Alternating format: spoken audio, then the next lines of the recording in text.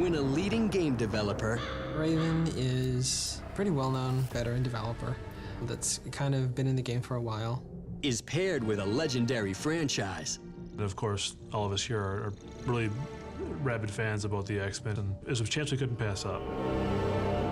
The X-Men have become one of Marvel's major flagship titles. An X-Men game unlike any other is born. Activision had the license to use X-Men, and they wanted to make an RPG game, which had never been made before. Just like the whole essence of the X-Men universe, like all the villains, all the characters, all the locations, all the environments.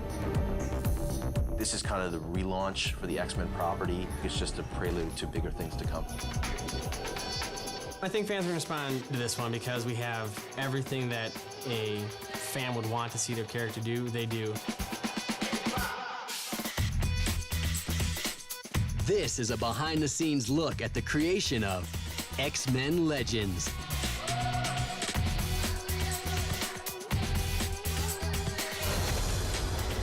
It is time to set my house in order.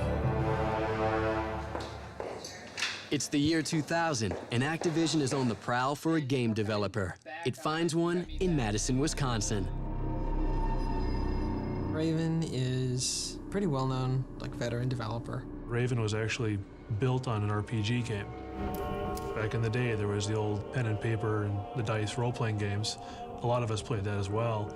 The original founders of the company played that game, and through their adventures, they came with a character called Raven. And then they saw the idea of taking that role-playing aspect into computers. And the very first game that Raven ever produced was an RPG. People know Hexen and Heretic, which were big hits for them. Raven brings to the table a wealth of experience on the PC side with great tech, great art, and more specifically, working on big brands like they have the last few years.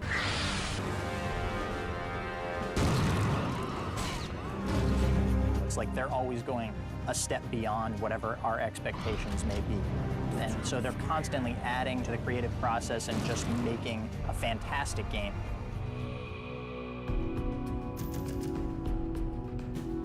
Activision just acquired the X-Men license to make games on. So they came to Raven and kind of sat down with us and said, are you interested in making a role-playing game based on the X-Men? Of course, all of us here are really rabid fans about the X-Men, and it was a chance we couldn't pass up. They are great collaborators, and they're always willing to hear new ideas. Early titles featuring Marvel's famous mutants appeared on 8-bit consoles as far back as 1988. Back in the day, I remember the first X-Men game was by LJN for the NES. It was just like single-colored sprites that were going around the screen, and you just really had to extend your imagination to believe that that was Iceman or that was Wolverine, because they all look the same. But as the technology improves, so do the games. The nice thing that Activision was doing with the X-Men property from day one was they were willing to try different things. It's a diverse enough property that it can service a multitude of game genres. The first couple games they did were the X-Men Mutant Academy fighting games, so they did that on PS1 and PS2. Then with the X-Men 2 movie last year, they came out with X2 Wolverine's Revenge, which was kind of more your traditional third-person action game. And now we're taking the next step with the property. This time, Activision wants to take Marvel's mutant heroes in a new direction. Superhero games have kind of all followed this mold of a third-person action game. It's always been the kind of the usual safe route to go with superhero or big property games. Activision had the license to use X-Men, and they wanted to make an RPG game, which had never been made before. Work on X-Men Legends begins midway through 2000. It doesn't take long for Raven to realize the scope of the challenge ahead of them. Rolling. There we go. One more minor adjustment, and we'll all be able to reach the astral plane. Raven Software finds itself in new territory as it continues work on X-Men Legends. The biggest challenge was working on consoles for the first time and with a new engine. They've had to figure out how to be creative within the confines of what the PlayStation 2 or the Xbox or the GameCube can do. Explain it to me one more time, Beast. What's this thing do? We're normally using the id engines for a lot of our games, and we kind of used a new alchemy thing, a rendering engine for us. But it's safe to use, right? It's interesting because a lot of times when a developer is working on a console product for the first time, you see a pretty big learning curve. Let's fire this thing up. It's really, from what I've seen, been really a seamless process for Raven. All the interim builds that we've been getting have been relatively bug-free and no problems with frame rates or what have you, or the things that you have in translating PC-centric developer into console. But sometimes it's tough because all the different memory constraints. So we have to keep the actual detail of the mesh as low as possible, so we have to think of performance and memory. So the mesh is actually fairly crude, and it's really the skin that really helps add a lot of the rounding, a lot of the volume. As Raven adjusts to the new platform, it also finalizes the roster of heroes who will appear in X-Men Legends. In our game is a bunch of different playable characters that you can unlock and play with and Nightcrawler. customize and create new teams with. This character has to be Wolverine. Basically, we'd start with, obviously, comic book version of Wolverine. We'd have a model sheet done of Wolverine. He's gonna do what everyone expects him to do. He's got his claws out. You can even go into Berserker Rage as one of the powers, and he'll get a lot faster and tougher. And he's got just as big an assortment of the powers as everybody else. He's able to, break through walls. I'm the best at what I do. There's Cyclops, who's the natural-born leader of the X-Men. He's very control freakish because if he takes his visor off, he blows away half the house. So he's a very rigid character. Cyclops, who you'd expect to have different types of beams, wide area beams that knock people back, small beams that can pierce people through several enemies. You also have Nightcrawler, who's a fan favorite. He can teleport through walls. You ain't walking away from this. We got it coming!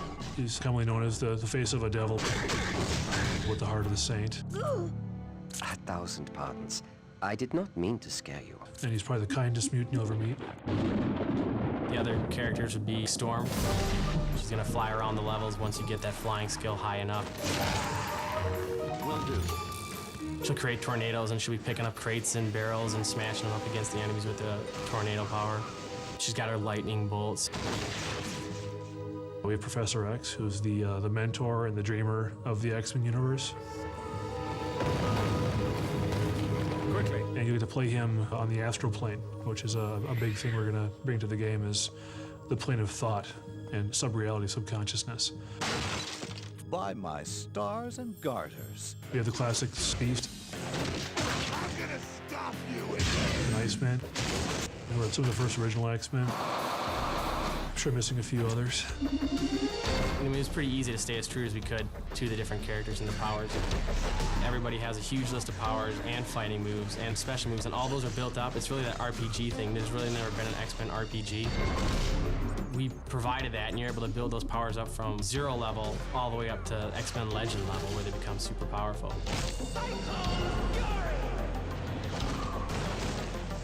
Terribly sorry about that. Pyro, destroy them! And no superhero game is complete without supervillains. The Morlocks were always enemies that the X-Men faced in the comics, so we've got the Morlock tunnels in here as well. You fight the big 15-foot tall Sentinels, and then you actually go to the plant where they're manufactured, and you see how they're all put together and assembled. Mystique, she's definitely in the game. She has a kind of a new look, different than the movie. It's even different from what she originally was in the comic book. We've got her shape-shifting actually into X-Men characters. What's going on here? So X-Men actually go battle themselves sometimes. Other classic X-Men villains, such as Magneto. It is time to set my house in order. And the Blob will also make appearances. But the rich history of the X-Men presents unique challenges. If you look at the roster of the X-Men property, it's so diverse and it's so large in terms of number of characters with all unique abilities. Just like the whole essence of the X-Men universe, bringing everything together, like all the villains, all the characters, all the locations, all the environments. Trying to translate those both artistically and technically into a game is a challenge, and it's something that not every developer can come in and do. The first step to taming the world of the X-Men is creating a riveting story.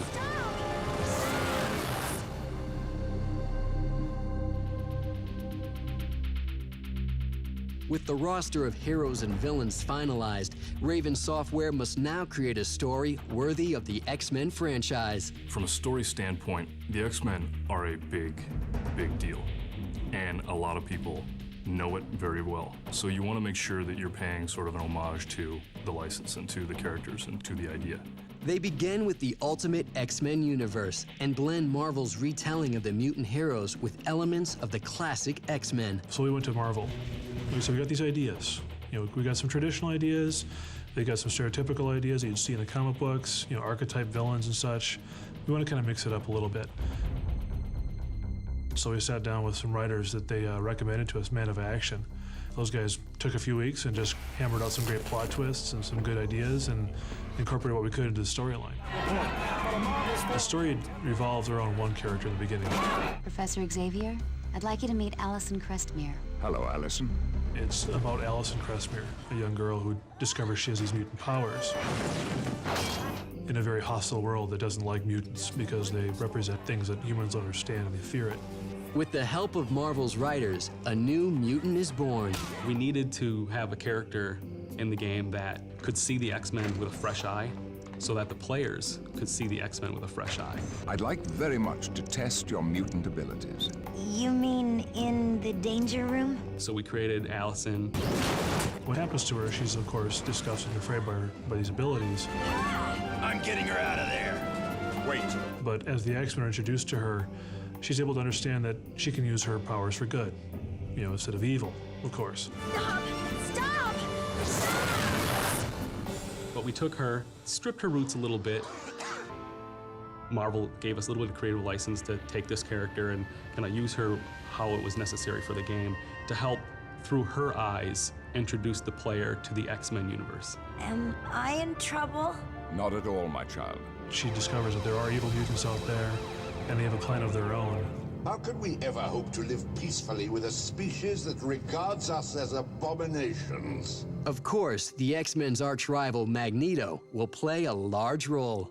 Magneto is our central figure. The story revolves around him taking his vengeance upon the Earth, populace of humanity, because they've locked him away. How dare they! They're sending off mutants to camps, and they're regulating them, and it's a police state world over. He basically creates a world crisis that the X-Men have to solve. During all this is a very underlying menace. The writers at Men of Action help craft a unique story. Ready? Now Raven must create a game to match it. This isn't working out the way you promised. This is actually the largest expansive game at Raven that we've made. There's over 150 zones in the game, plus multiplayer. I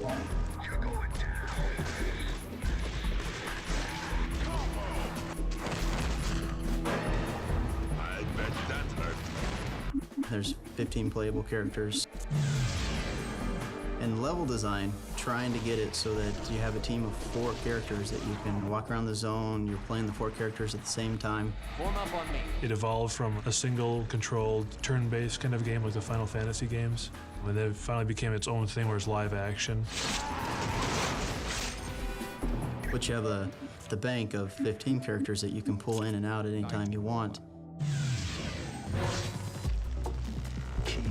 The biggest challenge we had was making sure that the game was fun for not knowing which exact 4 characters that the player might be playing at the time that they go through any particular zone.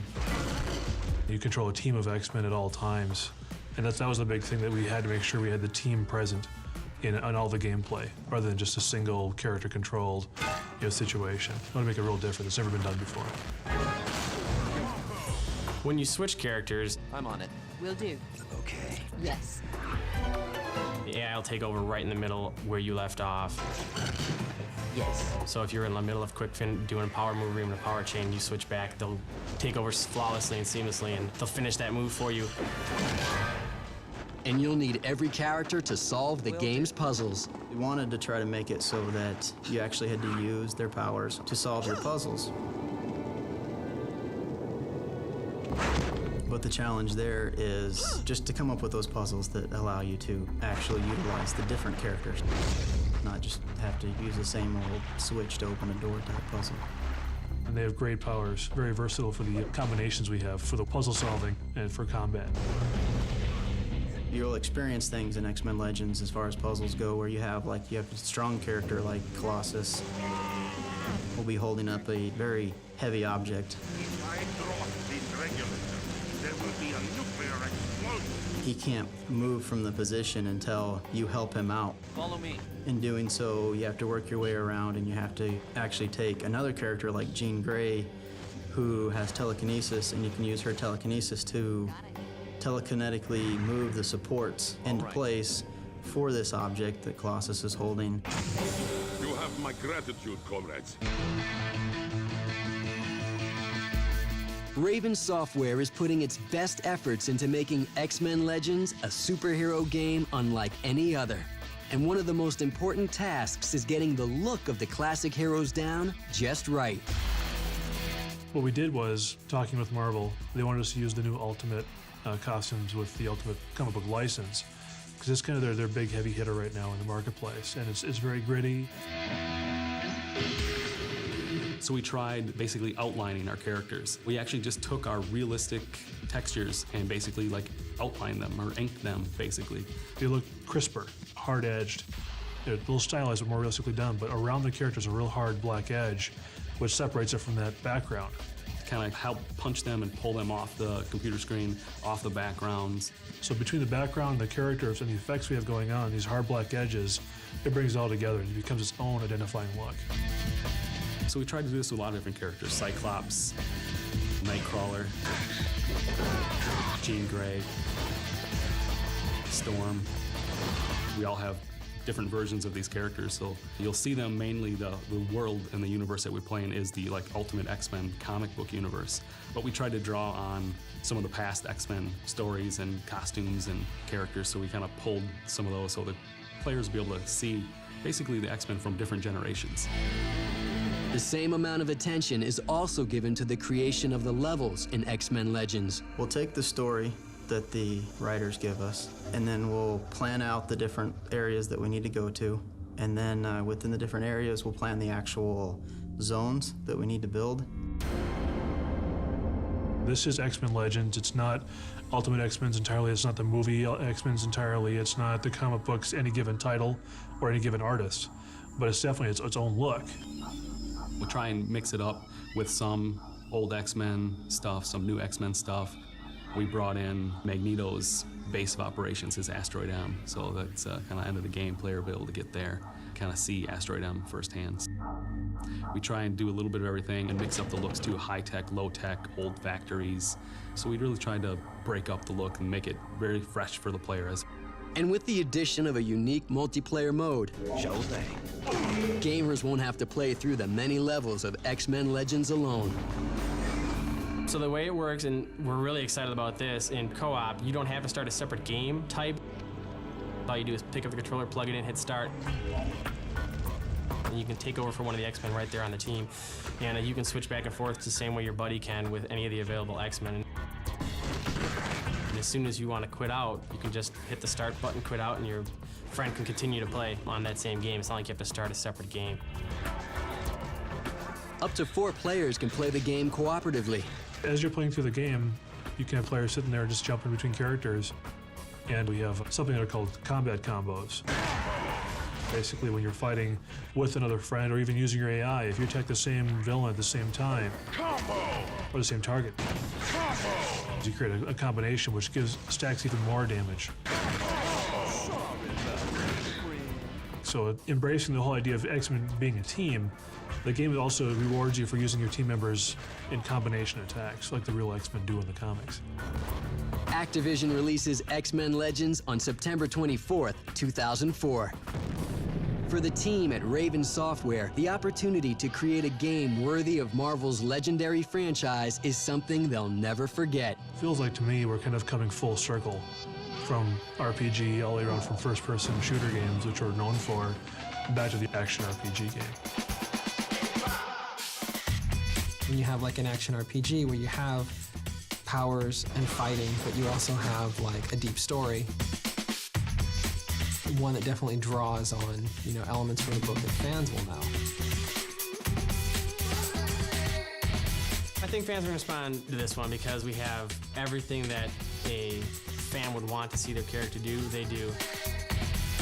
The X-Men have become, one of Marvel's major flagship titles. They were teenagers that developed mutant powers, which, great metaphor for growing up, because they were completely kind of misplaced around society. And they didn't really know what to do, people were afraid of them, but at the same time, they were sort of driven to use their powers for good. I think that this is kind of the relaunch for the X-Men property in games for Marvel and for Activision, and I think it's just a prelude to bigger things to come for the property.